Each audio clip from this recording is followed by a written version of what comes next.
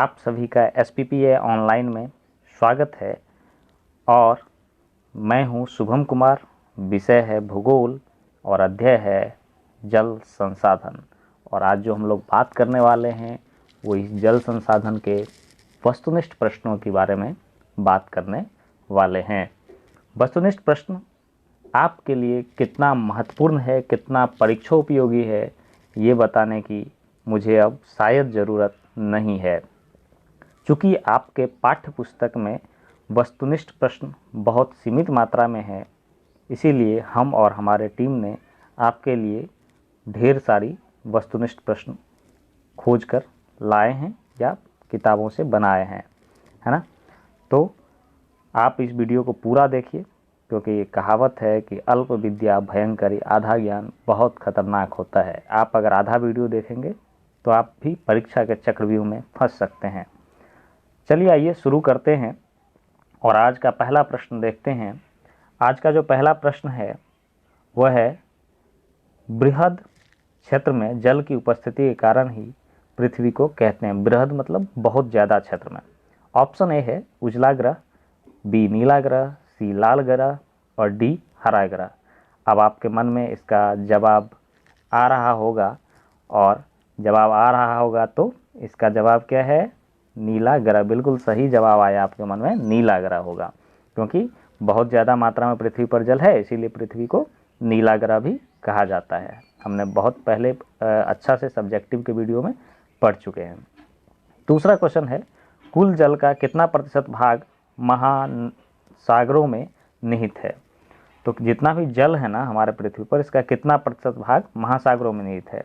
Option A 9.5%, option B 95.5%, option C 96% और option D 96.5%। इसका जो सही जवाब होगा वो होगा 96.5%। अब तीसरा प्रश्न है, देश के बांधों को किसने भारत का मंदिर कहा था? Option A Mahatma Gandhi, B Rajendra Prasad, C Pandit Nehru और डी स्वामी विवेकानंद। तो चूँकि देश के बांध जो है उसे बहुउद्देशीय परियोजना कहा गया, और कहा गया कि ये बहुत सारे उद्देश्यों को पूर्ति करता है। ठीक उसी तरह जिस तरह से मंदिर बहुत सारे उद्देश्यों को लेकर लोग जाते हैं, तो इसीलिए जो भारत का मंदिर कहा था ना देश के बांधों को, वो कहा था प्रथम प्रधानमंत्री पंडित जवाहरलाल नेहरू। तो इसका सही आंसर सी हो जाएगा। तो चौथा प्रश्न है, प्राणियों के शरीर में कितना प्रतिशत जल की मात्रा निहित होती है? 55%, 60%, 65%, 70%। तो इसका जो सही आंसर होगा वो होगा 65%, ये यानी लगभग में होता है।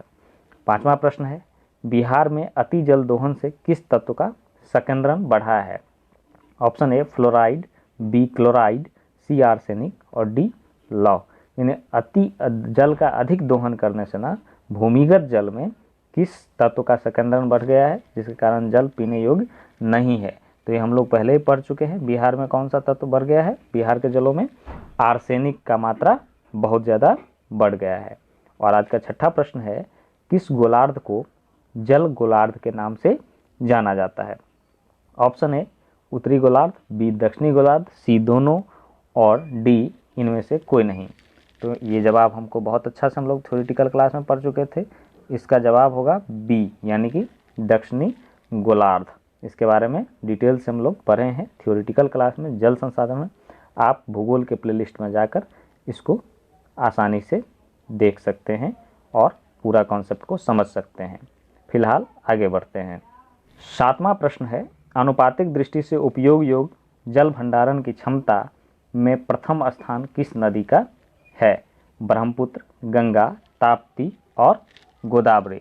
इसका जो सही जवाब होगा वो होगा सी। यहाँ पे एक कन्फ्यूजन होगा आपके पास, क्योंकि सबसे ज़्यादा जो जल भंडारण की क्षमता है वो है गंगा नदी में, लेकिन हम यहाँ ऑप्शन सी लगा रहे हैं, ताप्ती। इसका एक कारण है कि पहले ही प्रश्न में लिखा हुआ है आनुपातिक दृष्टि से।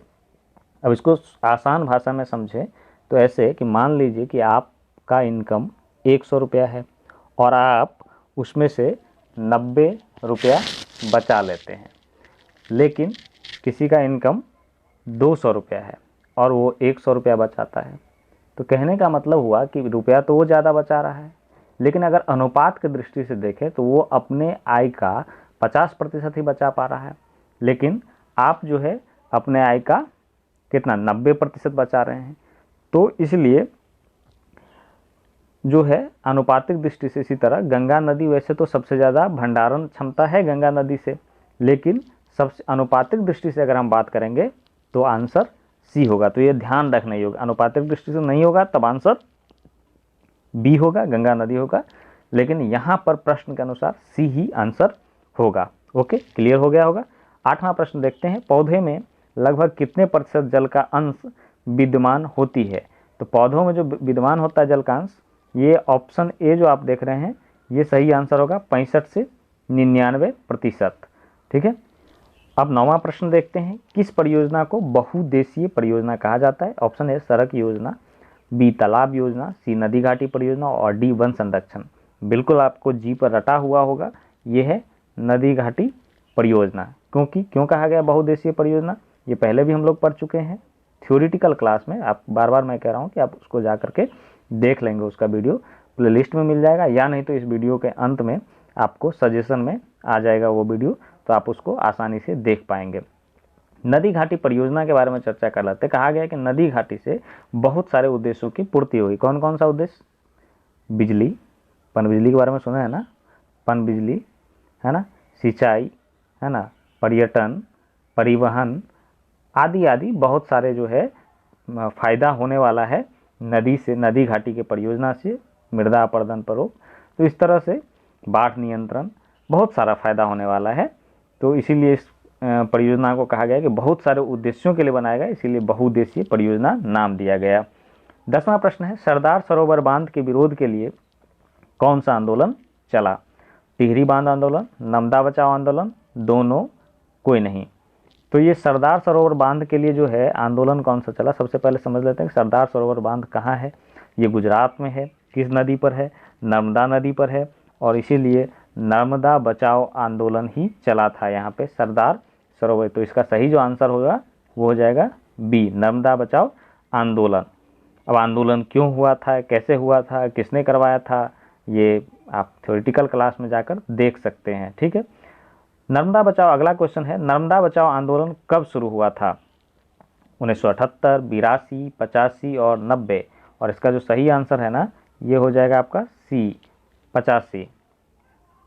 1985 में नर्मदा बचाओ आंदोलन शुरू हुआ था। 12वां क्वेश्चन है, टिहरी बांध आंदोलन कब शुरू हुआ था। 1990, 1978, 1985 और 1982। और इसका सही जवाब होगा 1990। टिहरी बांध, ये बांध जो है कहाँ है, उत्तराखंड में है और भागीरथी नदी पर बनाया गया है। और यहाँ पे भी आंदोलन हुआ था। तो आप के मन में सवाल उठता है कि भाई आंदोलन क्यों हो रहा था, तो थोड़ा सा बता देता हूँ। वैसे आप थ्योरेटिकल क्लास में जाकर देख सकते हैं, लेकिन थोड़ा सा मैं बता देता हूँ कि टिहरी बांध आंदोलन जो हुआ था, एक तो नदी घाटी परियोजना जब भी बनती है तो बहुत सारे गाँवों को विस्थापित किया जाता है, वहाँ से हटाया जाता है लोगों को। तो एक तो था कि उन लोगों को मुआवजा उचित नहीं मिला था, इसीलिए उसमें असंतोष था। दूसरा बात, पर्यावरणविद मानते थे कि ये जो उत्तराखंड का ये क्षेत्र जो है जहाँ पे टिहरी बांध बन रहा था वो भूकंपीय जोन में था। तो उनका मानना था कि जब कभी भूकंप आएगा तो बांध टूट जाएगा और ऐसी भयानक बाढ़ आएगी कि लोगों का बचना मुश्किल हो जाएगा। इसीलिए इस बांध का विरोध हो रहा था। हालांकि बांध बन गया है, सुप्रीम कोर्ट बाद में बांध बनने के पक्ष में निर्णय दे चुका, तो बांध रुका नहीं, बांध बना हुआ है, आज भी है। चलिए अगले प्रश्नों की तरफ बढ़ते हैं। अगला प्रश्न ये है, टिहरी बांध किस नदी पर बनाया गया है। तो अभी हमने बताया है भागीरथी नदी, यानी कि बी होगा इसका सही उत्तर। अब अगला क्वेश्चन है 14वां, फॉल्कन मार्क के अनुसार प्रति व्यक्ति प्रतिदिन पर कितने घन मीटर जल से कम जल की उपलब्धता जल संकट है। तो इसका जो सही जवाब होगा ये होगा ऑप्शन बी, यानी 1000 घन मीटर। फॉल्कन मार्क कहते थे कि एक व्यक्ति पर प्रत्येक दिन यानी एक दिन में कम से कम 1000 घन मीटर जल होना चाहिए, उपलब्ध होना चाहिए। अगर इतना नहीं है तो हम कह सकते हैं कि हमारे यहाँ जल संकट है। ठीक है, स्पष्ट हो गया। अगला 15वां प्रश्न है, जल संसाधन के संकट निवारण हेतु सरकार ने कब पहली बार जल नीति को स्वीकृत किया था? ऑप्शन ए अक्टूबर 1970, बी सितंबर 1990, सी सितंबर 1987 और डी मार्च 2002। और इसका जो सही आंसर है ये होगा सी सितंबर 1987 में पहली बार जल नीति को स्वीकृत किया था और मार्च 2002 में फिर इसको संशोधन किया था। अगला क्वेश्चन देखते हैं, विश्व की सर्वाधिक वर्षा कहाँ होती है? पहला चेरापूंजी, बी मानसीराम, सी में दोनों और डी में बिहार। इसका जो हम अभी आंसर मारेंगे ये होगा सी, लेकिन इसमें थोड़ा सा कन्फ्यूजन होता है, आपको मैं दूर कर देता हूँ। चेरापूंजी और मानसीराम दोनों मेघालय में हैं। मेघालय राज्य है, आपको पता है, और नाम भी है मेघालय, तो वहाँ पे मेघ ज़्यादा है, बारिश भी होती है। इसकी भौगोलिक स्थिति को देखेंगे तो पता चलेगा। ये दोनों जगह मेघालय में ही है। किसी बार चेरापूंजी में ज़्यादा वर्षा होता है, किसी बार मानसीराम में। तो एक तो जब प्रश्न ये पूछा जाएगा तो दोनों ऑप्शन नहीं होगा, कोई एक सा होगा, तो आप आसानी से मार सकते हैं। और अगर दोनों ऑप्शन है तो दोनों होगा। अगर दोनों में ए और बी दोनों नहीं है तो यहाँ पे आप चेरापूंजी को मार सकते हैं, क्योंकि चेरापूंजी में औसतन ज़्यादा वर्षा होता है। ठीक है, तो इस तरह से आप इस कन्फ्यूजन से बाहर आ सकते हैं। चलिए अगला क्वेश्चन देखते हैं। अगला प्रश्न है, बिहार की पहली नदी घाटी परियोजना कौन सी है? पहला सोन परियोजना, दूसरा गंडक, तीसरा कोसी और चौथा कोई नहीं। इसका जो सही आंसर होगा ये होगा आंसर ए, सोन परियोजना बिहार की सबसे पहली नदी घाटी परियोजना है। ये आपको बहुत इंपॉर्टेंट क्वेश्चन है, याद रखना है ना। उसके बाद है 18वां प्रश्न, बिहार के किस जिले को चावल का कटोरा यानी राइस बॉयल ऑफ बिहार कहा जाता है? तो ये जो ऑप्शन है आपका पटना, रोहतास, गया, बेगूसराय। तो इसका जो सही जवाब होगा ये होगा बी ऑप्शन, रोहतास। ये जो सोन परियोजना है ना, यहाँ रोहतास के आसपास जो है यहाँ पे सोन परियोजना बनाएगा और इसी के बाद इस क्षेत्र में सिंचाई की व्यवस्था की गई। पहले ये क्षेत्र बहुत अनउपजाऊ हुआ करता था, क्योंकि यहाँ पे सिंचाई की व्यवस्था नहीं थी। जब से ये सोन परियोजना बना तो यहाँ पे सिंचाई की इतना उत्तम व्यवस्था हो गई कि यहाँ के पर चावल की खेती बहुत ही अधिक मात्रा में होने लगी और इसे ये बिहार का चावल का कटोरा कहा जाने लगा। रोहतास जिला, जहाँ डेहरी इसका जो है डेहरी के आसपास है, तो रोहतास में डेहरी ऑन सोन है, स्टेशन भी है। आप लोग को कभी मौका मिलेगा तो घूमिएगा। चलिए आगे बढ़ते हैं। तो अब अगला प्रश्न